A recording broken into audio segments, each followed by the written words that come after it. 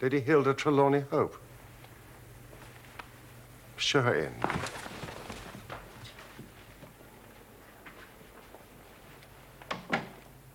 Has my husband been here, Mr. Holmes? Yes, he has been here. Mr. Holmes, I implore you not to tell him I came here.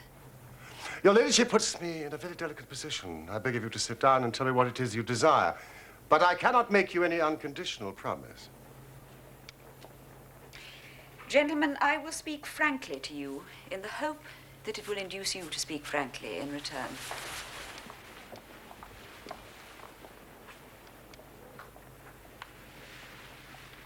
There is complete confidence between my husband and myself in all matters except one. That one is politics. On this, his lips are sealed. He tells me nothing. Now, I am aware that there was a most deplorable occurrence in our house last night. I know that a paper has disappeared, but because the matter is political, my husband refuses to take me into his complete confidence. Now, it is essential, I say, that I should thoroughly understand it. You are the only people, save these politicians, who know the true facts. At least I presume you do. You presume correctly, madam. I beg you, then, tell me exactly what has happened and what it may lead to. Tell me all, Mr. Holmes. Let no regard for my husband's interests keep you silent, for I assure you that his interests, if you would only see it, will be best served by taking me into his complete confidence. What was this paper which was stolen? Madam, what you ask me is really impossible. You must see that this is so. I mean, if your husband thinks fit to keep you in the dark over this matter, is it for me, who has only learned the true facts under the pledge of professional secrecy, to tell what he has withheld? It is not unfair to ask it. It is he who you must ask. I have asked him. I come to you as a last resort. But without your telling me anything definite, you may do me a great service if you would enlighten me on one point. What is it, madam? Is my husband's political career likely to suffer through this incident? Well, let me say that if it is not put right, it may have a very unfortunate effect. Oh. Mm.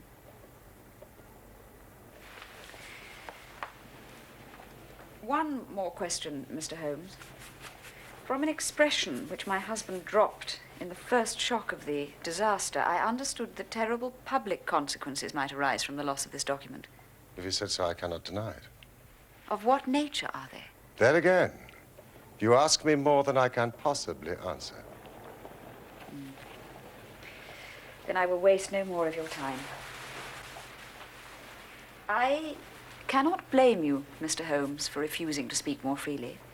And you on your side will not, I'm sure, think the worst of me because I desire to share my husband's anxieties, even against his will.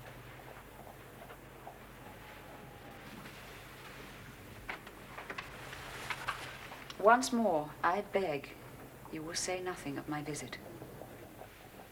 I say,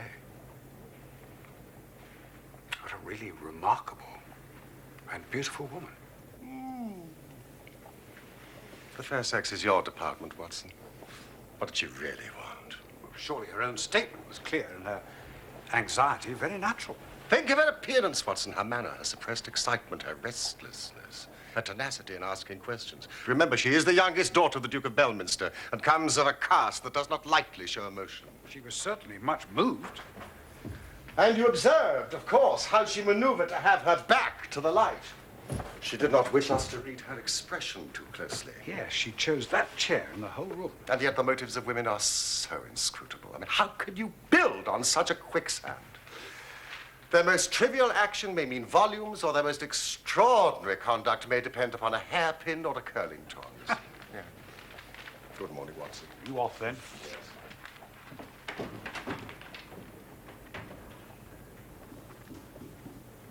Holmes! Was one of the agents you spoke of called Eduardo Lucas? Yes. Of Godolphin Street? Yes. You'll not see him. Why not? He was murdered in his house last night.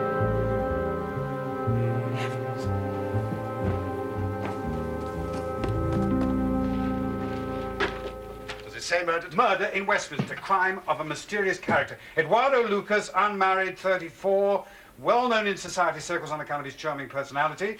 Valet out for the evening. They always are. Elderly housekeeper sleeps atop of the house, heard nothing. They never do. Just before midnight, Police Constable Barrett saw door ajar, found Lucas's room in disorder. Lucas stabbed to the heart. Let me see. Prussian military dagger. Robbery does not appear to be the motive. Valuable collection untouched. What do you make of this, Watson? Well, it's an amazing coincidence. Coincidence? Here is one of the three men we have named as possible actors in this drama. And it meets a violent end during the very hours we know that drama is enacted. The odds are enormously against it being a coincidence. The two events are connected. Must be connected. It is for us to find the connection. But by now, the police must know all. No, not at all. They know all they see at Godolphin Street. They know and shall know nothing of Whitehall Terrace. Only we know of both events and can trace the relation between them. It is with the late Eduardo Lucas that the solution to our problem lies. But it is a capital mistake to theorize in advance of the facts. Do you stay here, my good Watson? I will join you when I'm able.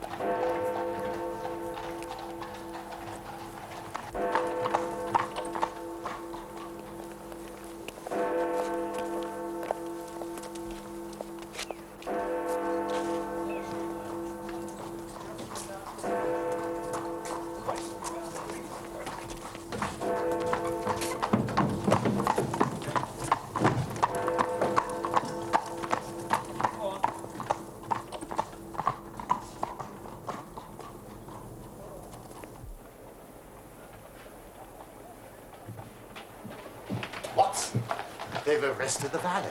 Lestrade has been put in charge of the case. He's buzzing around like a bluebottle. I've got to know him rather well. Would it help if I spoke to him? No, it would not. This is a case where the law is as dangerous to us as the criminals are. We must be patient and wait.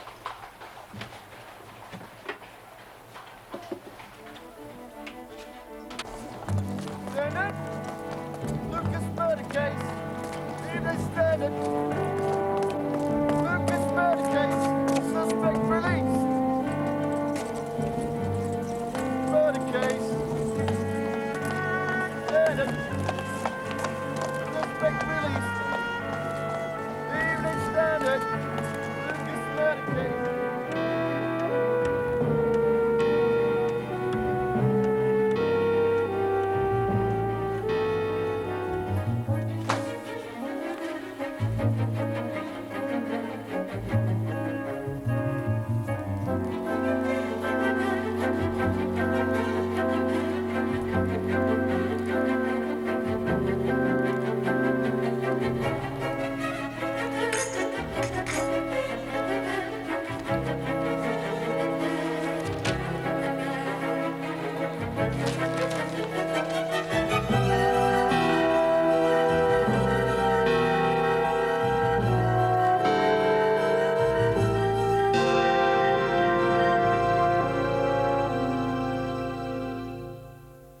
Breakfast, Mr. Holmes. No, thank you, Mrs. Hudson. I don't want any. I don't know. You'll fade away at this rate. I say, Holmes, they've found the murderer. Or rather, murderess. Indeed. There's a wire from Paris. Apparently, Lucas was leading a double life. He had a Creole wife in France where he called himself Henri Fournay. The woman was reported to the police yesterday by her servants. She is quite insane, a mania of a dangerous and permanent form. Poor woman. But listen to this. The same woman was seen in the neighborhood of Godolphin Street on the night of the murder and later made an emotional scene at Charing Cross Station. Now, what do you think of that? Oh, my dear Watson, you are so long suffering. If I've told you nothing over these last few days, it's because there is nothing to tell. Even now, this report from Paris doesn't help us much. Well, surely it's final as regards Lucas's death. The man's death is a mere incident, a trivial episode in comparison with our real task, which is to trace the document and save a European catastrophe. Now, if the letter were loose... No, it cannot be loose. But if it isn't loose, where can it be? Who has it? Why is it held back? Well, if Lestrade found it amongst Lucas's papers, he's not such a fool as to announce it. He would inform the Chief Commissioner. The Chief Commissioner would inform the Home Secretary, and he, in turn, the Prime Minister. No, it's not among Lucas's papers. But why is it held back? That is the question which beats in my brain like a hammer. Was it a mere coincidence that Lucas should meet his death on the night when the letter disappeared? Did it ever reach him? Has this mad wife of his taken it with her to Paris? If so, is it in her house in Paris? Should I go to Paris? That would alert the French police. Now, every man's hand is against us. And yet, the interests at stake are colossal. You know, should I bring this to a successful conclusion, it will certainly represent the crowning glory of my career. Holmes! Go!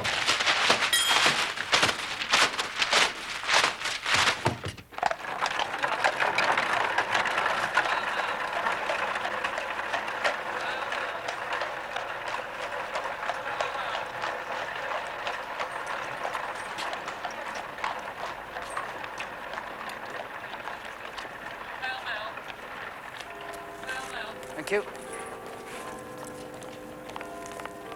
There you go, Gov. Thank you. Hail, hail. Mr. Holmes! Dr. Watson!